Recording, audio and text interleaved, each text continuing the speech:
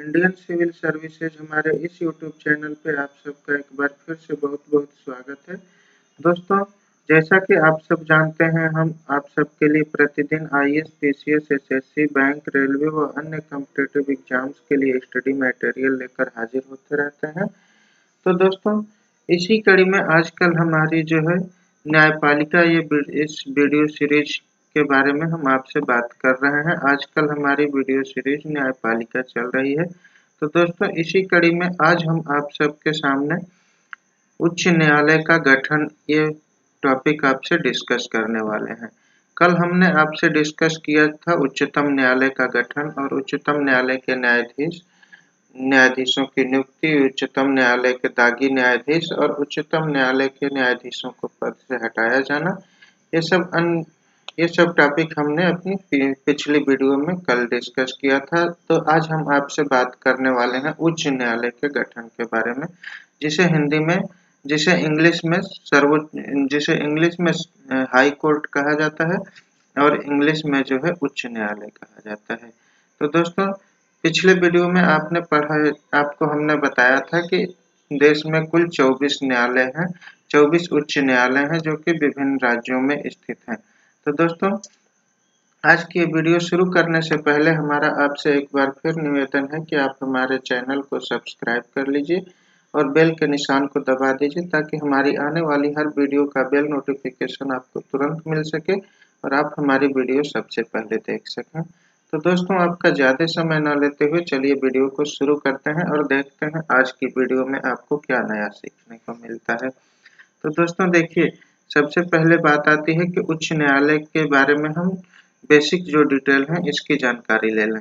देखिए, संविधान के भाग 6 अनुच्छेद 214 से 232 में राज्यों के उच्च न्यायालयों के बारे में प्रावधान किया गया है। देखिए, संविधान के भाग 6 में अगर पूछा जाए कि संविधान के किस भाग में जो है उच्च न्यायालय का प्रावधान किया गया है, तो आप ध्यान रखेंगे भाग 6 में। अगर अनुच्छेद पूछा जाए तो अनुच्छेद 214 से लेकर 232 तक जो अनुच्छेद है, इनमें जो है उच्च न्यायालय के राज्यों में उच्च न्यायालय का प्रावधान किया गया है संविधान में। ये रही अनुच्छेद और भाग की बात। अब आइए आगे बढ़ते हैं वीडियो में। उच्च न्यायालय राज्य का सबसे बड़ा न्यायालय होता है। जी हाँ दोस्तों, उच्च न्यायालय किसी भी राज्य का सबसे बड़ा न्यायालय होता है। प्रत्येक उच्च न्यायालय में एक मुख्य न्यायाधीश, देखिए प्रत्येक उच्च न्यायालय में एक मुख्य न्यायाधीश तथा ऐसे अन्य न्यायाधीश होते हैं जिन्हें राष्ट्रपति समय समय पर अनुच्छेद 216 के तहत नियुक्त करता है। मतलब प्रत्येक उच्च न्यायालय में एक मुख्य न्यायाधीश होता है तथा कुछ अन्य न्यायाधीश होते हैं जिन्हें राष्ट्रपति संविधान के अनुच्छेद 216 के तहत नियुक्त करता रहता है समय समय पर। अब देखिए आगे बढ़ते हैं। उच्च न्यायालयों के न्यायाधीशों की संख्या निश्चित नहीं है। देखिए, उच्च न्यायालय के न्यायाधीशों की संख्या निश्चित नहीं है। उनकी संख्या आवश्यकता अनुसार समय समय पर राष्ट्रपति द्वारा बढ़ाई या घटाई जा सकती है। जी हाँ दोस्तों, उच्च न्यायालय के न्यायाधीशों की संख्या जो है निश्चित नहीं है और समय समय पर आवश्यकता अनुसार किसी भी उच्च न्यायालय में न्यायाधीशों की संख्या या तो बढ़ाई जा सकती है या घटाई जा सकती है। उत्तराखंड का एक उच्च न्यायालय, देखिए उत्तराखंड का एक उच्च न्यायालय, आइए आगे बढ़ते हैं, देखते हैं क्या है उत्तराखंड के उच्च न्यायालय में। देखिए, उत्तराखंड के उच्च न्यायालय नैनीताल में है, जो उच्च न्यायालय निर्माण के क्रम में 20वें नंबर का है। उसके बाद क्रमशः झारखंड, मणिपुर, मेघालय और त्रिपुरा उच्च न्यायालय हैं। देखिए, उत्तराखंड के नैनीताल में जो उच्च न्यायालय है वो अपने निर्माण के क्रम में, मतलब जितने भी उच्च न्यायालय बने हैं उनके निर्माण के क्रम में 20वें नंबर का है। और उसके बाद जो उच्च न्यायालय बने थे वो है उत्तराखंड के बाद बनने वाले उच्च न्यायालय जो है वो झारखंड उच्च न्यायालय है, मणिपुर उच्च न्यायालय है, मेघालय उच्च न्यायालय है और त्रिपुरा उच्च न्यायालय है। अब इसके बाद हम बात कर लेते हैं कि उच्च न्यायालय के न्यायाधीशों की योग्यता क्या होती है।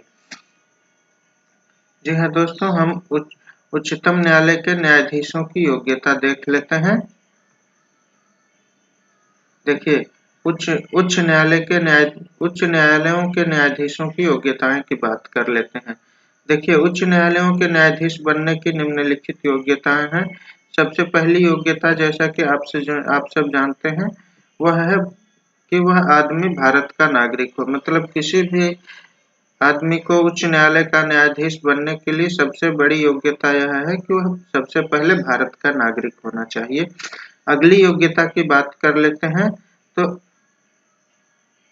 अगली योग्यता यह है कि भारत राज्य क्षेत्र में कम से कम 10 वर्ष तक न्यायिक पद पर कार्य कर चुका हो, अथवा एक से अधिक राज्यों में उच्च न्यायालयों में लगातार कम से कम 10 वर्ष तक अधिवक्ता रह चुका हो। मतलब देखिए, भारत राज्य क्षेत्र में, मतलब भारत में कहीं भी कम से कम 10 वर्ष तक न्यायिक पद पर कार्य कर चुका हो, या एक से अधिक उच्च न्यायालयों में लगातार कम से कम 10 वर्ष तक अधिवक्ता रह चुका हो, तो वह उच्च न्यायालय का न्यायाधीश बन सकता है।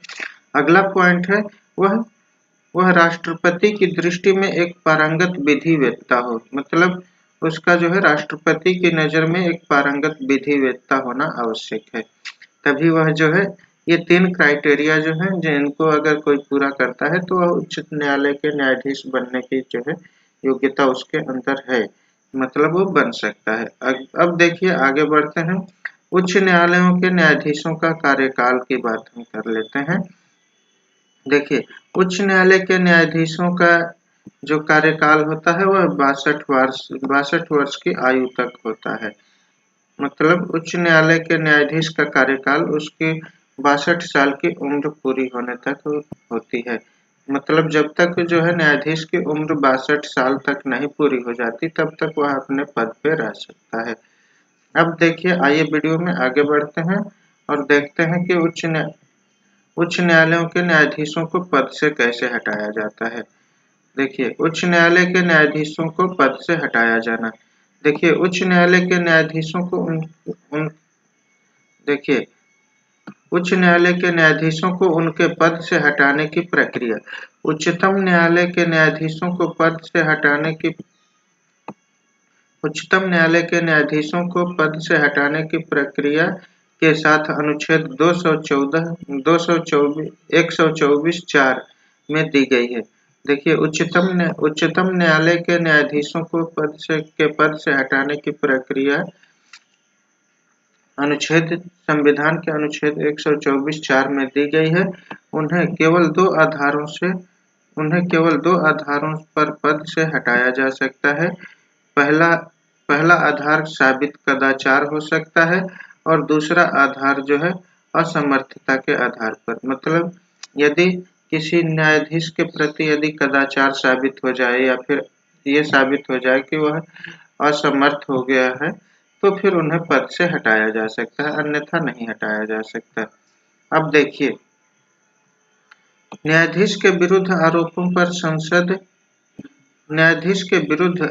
पर संसद के एक विशेष बहुमत की स्वीकृति जरूरी होती है। किसी न्यायाधीश को उसके पद से हटाने का प्रस्ताव संसद के किसी भी सदन में लाया जा सकता है। प्रस्ताव प्रत्येक सदन द्वारा अपनी कुल सदस्य संख्या के बहुमत से तथा 2/3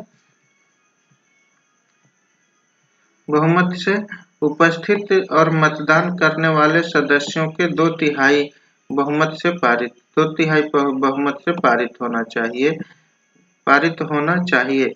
इस प्रक्रिया के दौरान आरोपित न्यायाधीश को अपने पक्ष में देखिए, प्रक्रिया के दौरान जो है आरोपित न्यायाधीश को अपने पक्ष में समर्थन और पैरवी करने का अधिकार होता है।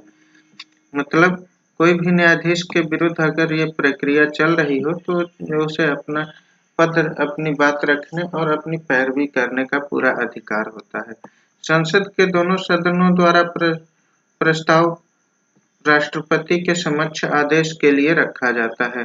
मतलब जब ये प्रस्ताव संसद के दोनों सदनों लोकसभा और राज्यसभा में पारित हो जाता है तो राष्ट्रपति के समक्ष आदेश के लिए रखा जाता है। इस प्रस्ताव पर राष्ट्रपति के हस्ताक्षर होने के पश्चात न्यायाधीश को उसके पद से हटना पड़ता है। या जब राष्ट्रपति इस प्रस्ताव पे सिग्नेचर कर देते हैं तो जो है न्यायाधीश को अपने पद से हटना पड़ता है, पदच्युत हो जाता है। अब देखिए सर्वोच्च न्यायालय के क्षेत्राधिकार की बात हम कर लेते हैं। देखिए सर्वोच्च न्यायालय का क्षेत्राधिकार। भारत का सर्वोच्च न्यायालय विश्व के सर्वाधिक शक्तिशाली न्यायाधीशों में से एक है और देखिए लेकिन वह संविधान द्वारा तय की गई सीमा के अंदर ही कार्य करता है। इस आधार पर सर्वोच्च न्यायालय के निम्न क्षेत्राधिकार हैं। सर्वोच्च न्यायालय के जो क्षेत्राधिकार हैं उनमें सबसे पहले हम बात कर लेते हैं मूल क्षेत्राधिकार की।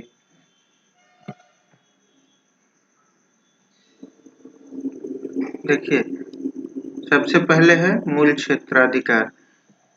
मूल क्षेत्राधिकार का अर्थ है कि कुछ मुकदमों की सुनवाई सीधे सर्वोच्च न्यायालय कर सकता है। ऐसे मुकदमों में पहले निचली अदालतों में सुनवाई जरूरी नहीं है। सुनवाई जरूरी नहीं है और किसी भी संघीय व्यवस्था में केंद्र और राज्यों के बीच अथवा विभिन्न राज्यों में परस्पर कानूनी विवादों का उठना स्वाभाविक है। इन विवादों को हल करने की जिम्मेदारी भारतीय संविधान के अनुच्छेद 131 के तहत सर्वोच्च न्यायालय की है।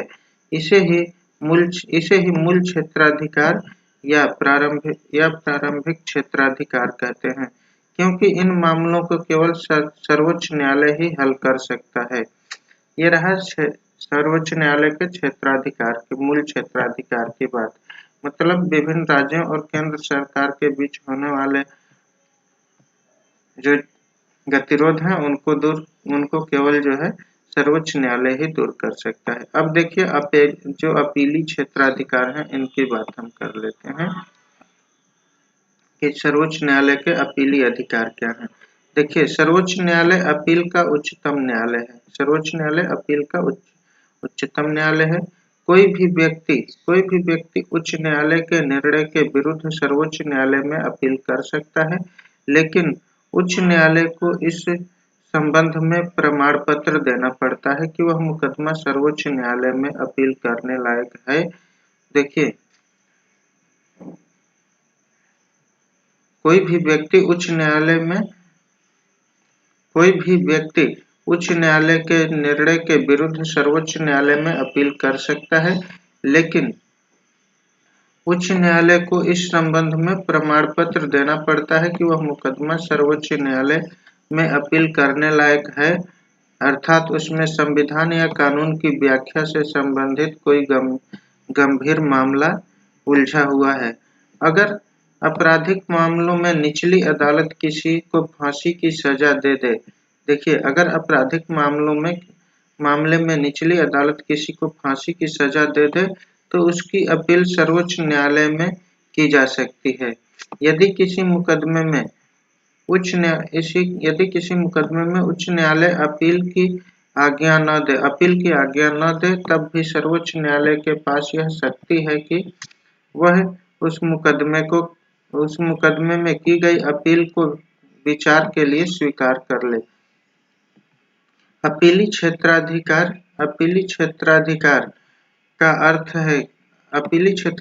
का अर्थ है कि सर्वोच्च न्यायालय पूरे मुकदमे पर पुनर्विचार करेगा और समस्त मुकदमे की दोबारा जांच करेगा और उन प्रावधानों की नई व्याख्या कर निर्णय को भी बदल सकता है। तो ये रही सर्वोच्च न्यायालय के क्षेत्राधिकार संबंधी अपीली क्षेत्राधिकार संबंधी कुछ बातें। अब देखिए तीसरा जो पॉइंट है उसकी हम बात कर लेते हैं। तीसरा पॉइंट है रिट या आदेश संबंधी क्षेत्राधिकार। नागरिकों के मौलिक अधिकारों के हनन। देखिए नागरिकों के मौलिक अधिकारों के हनन पर वे अनुच्छेद 32 के तहत सर्वोच्च न्यायालय एवं अनुच्छेद 226 के तहत उच्च न्यायालय जा सकते हैं। सर्वोच्च न्यायालय अपने विशेष आदेश रिट के रूप में दे सकता है। अनुच्छेद 226 के तहत मौलिक अधिकारों का हनन होने पर उच्च न्यायालय 5 प्रकार के रिट प्रादेश जारी कर सकता है। 5 प्रकार के रिट आदेश जारी कर सकता है सर्वोच्च न्यायालय। अब देखिए बंदी प्रतिरक्षा, बंदी प्रतिरक्षण, बंदी प्रत्यक्षीकरण की बात हम कर लेते हैं। बंदी प्रत्यक्षीकरण क्या है? इस शाब्दिक अर्थ में शरीर को प्रस्तुत किया जाए। इसका शाब्दिक अर्थ है कि शरीर को प्रस्तुत किया जाए। यह रिट ऐसे व्यक्ति या प्राधिकारी के विरुद्ध जारी की जा सकती है जिसने किसी व्यक्ति को अवैध रूप से गिरफ्तार किया हो। इसके द्वारा गिरफ्तार किए गए व्यक्ति को न्यायालय अपने समक्ष उपस्थित करने का निर्देश देता है। गिरफ्तार व्यक्ति निर्दोष साबित होता है तो न्यायालय उसे छोड़ने के आदेश दे देते हैं। अगर जो है यह साबित हो जाता है कि जिस व्यक्ति को गिरफ्तार किया गया है वह निर्दोष है तो न्यायालय उसे जो है छोड़ने का आदेश दे देता है। अब देखिए अगला पॉइंट है परमादेश। परमादेश की बात कर लेते हैं। इसका शाब्दिक अर्थ है कि हम आदेश देते हैं। इसके तहत न्यायालय किसी व्यक्ति, लोक प्राधिकारी, अधीनस्थ न्यायालय, सरकार या निगम को उनके कर्तव्यों के उचित तरीके से पालन करने के निर्देश देता है। ऐसे क्षेत्राधिकारी को आदेशित किया जाता है कि वह अपने सार्वजनिक कर्तव्यों को सही ढंग से पालन करे। जी हाँ दोस्तों, इस परमादेश में जो है सर्वोच्च न्यायालय किसी भी सरकारी संगठन या व्यक्ति को जो है आदेश देता है कि वह अपने कर्तव्य का सही तरीके से पालन करे।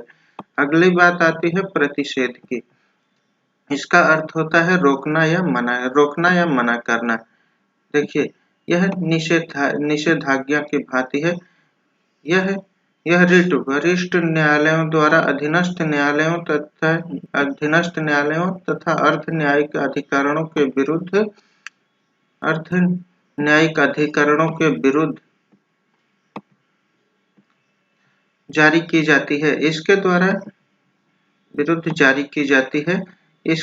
इसके द्वारा अधीनस्थ न्यायालयों को ऐसी अधिकारिता का प्रयोग करने से निषिद्ध किया जाता है जो उसके क्षेत्राधिकार से बाहर है। यह रिट केवल न्यायिक या अर्ध न्यायिक कृत्यों के विरुद्ध जारी की जाती है। किसी कार्यपालिका या विधायी कृत्य अथवा किसी प्राइवेट व्यक्ति या संघ के विरुद्ध यह रिट जारी नहीं की जा सकती है। देखिए किसी कार्यपालिका या विधायी कृत्य अथवा प्राइवेट व्यक्ति या संघ के विरुद्ध यह रिट जारी नहीं की जा सकती। अब बात कर लेते हैं तथा यह रिट सिर्फ उसी स्थिति में जारी की जा सकती है जब कार्यवाही किसी न्यायालय या अधिकरण के समक्ष लंबित हो। यह रिट तभी जारी की जा सकती है जब कार्यवाही किसी न्यायालय या अधिकरण के समक्ष लंबित हो या चल रही हो। अब बात कर लेते हैं उत्प्रेषण की।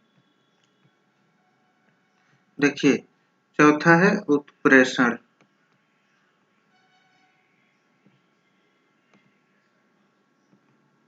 उत्प्रेषण का शाब्दिक अर्थ है पूर्णतया सूचित कीजिए। यह रिट अधीनस्थ न्यायालयों या अर्ध न्यायिक कार्य करने वाले निकायों के विरुद्ध जारी की जाती है। इसके द्वारा अधीनस्थ न्यायालयों को अपने समक्ष आए मामलों को वरिष्ठ न्यायालयों को भेजने के निर्देश दिए जाते हैं। यह रिट इस आधार पर जारी किया जाता है कि अधीनस्थ न्यायालय में क्या हो रहा है? अधीनस्थ न्यायालय में अधिकारिता का अभाव या आधिक्य है तथा अथवा उसमें नैसर्गिक न्याय का उल्लंघन किया है या निर्णय लेने में संवैधानिक गलती की हो, तब जो है यह रिट जारी की जाती है। अब देखिए आगे बढ़ते हैं। देखिए, प्रतिषेध और उत्प्रेषण दोनों रिटें अधीनस्थ न्यायालयों के विरुद्ध जारी की जाती हैं, किंतु दोनों रिटों का उद्देश्य पृथक है। प्रतिषेध रिट कार्यवाही के दौरान और कार्यवाही को रोकने हेतु जारी की जाती है तथा उत्प्रेषण रिट जो होती है वह कार्यवाही की समाप्ति पर दिए निर्णय को रद्द करने हेतु जारी की जाती है। जी हाँ दोस्तों, इसको आप ध्यान रखेंगे। देखिए, महत्वपूर्ण पार्ट है कि प्रतिषेध और उत्प्रेषण रिट दोनों रिटें अधीनस्थ न्यायालयों के विरुद्ध जारी की जाती हैं, किंतु दोनों रिटों का उद्देश्य पृथक है। प्रतिषेध रिट कार्यवाही के दौरान या कार्यवाही को रोकने हेतु जारी की जाती है तथा उत्प्रेषण रिट कार्यवाही की समाप्ति पर दिए गए निर्णय को रद्द करने हेतु जारी किया जाता है। अब देखिए, अधिकार परीक्षा की बात कर लेते हैं। 5वां पॉइंट, इसका शाब्दिक अर्थ है किसी अधिकार को किस अधिकार से अथवा आपका प्राधिकार क्या है। देखिए, अधिकार परीक्षा का अर्थ होता है किस अधिकार से या आपका प्राधिकार क्या है। यह रिट ऐसे व्यक्ति के विरुद्ध जारी की जाती है जो किसी ऐसे पद पर बैठा हो जो उसके योग्य नहीं है और इसके द्वारा उससे पूछा जाता है कि वह किस अधिकार से उस पद को धारण किए हुए है। अब यदि वह अवैध तरीके से पद धारण किए हुए है तो उसे पद से हटाकर पद को रिक्त घोषित किया जाता है। यह होता है अधिकार परीक्षा। मतलब इसमें पूछा जाता है सामने वाले से कि आप किस अधिकार से इस पद को धारण किए हुए हैं और उस पद को उस व्यक्ति से खाली करा दिया जाता है और पद को रिक्त कर दिया जाता है। अब देखिए, अगला पॉइंट है इसमें सलाह संबंधी क्षेत्राधिकार। भारत का राष्ट्रपति अनुच्छेद 143 के तहत लोकहित या संविधान की व्याख्या से संबंधित किसी विषय को सर्वोच्च न्यायालय के पास परामर्श के लिए भेज सकता है, लेकिन न तो सर्वोच्च न्यायालय ऐसे किसी विषय पर सलाह देने के लिए बाध्य है और न ही राष्ट्रपति न्यायालय की सलाह मानने को बाध्य है। लेकिन प्रश्न यह उठता है कि सर्वोच्च न्यायालय के परामर्श की शक्ति की क्या उपयोगिता है। तो इसकी मुख्य 2 उपयोगिताएं हैं। पहली उपयोगिता यह है कि इससे सरकार को छूट मिल जाती है कि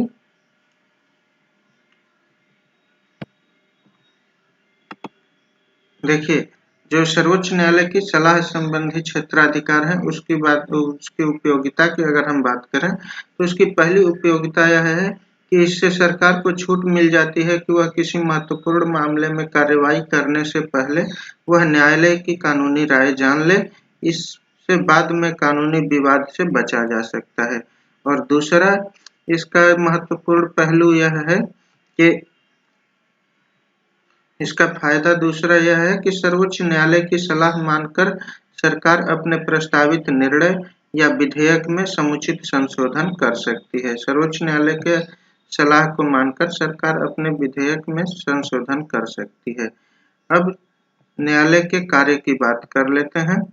तो दोस्तों, आज का ये वीडियो ज़्यादा लंबा ना हो जाए, इसलिए आज की ये वीडियो यहीं संपन्न करते हैं और ये जो अगला टॉपिक है न्यायालय के कार्य, इसको अगली वीडियो में अगले दिन हम आपके सामने लेकर आएंगे। तो दोस्तों, आज की ये वीडियो यहीं संपन्न होती है। मिलेंगे आपसे अगले वीडियो में, तब तक के लिए नमस्कार, जय हिंद।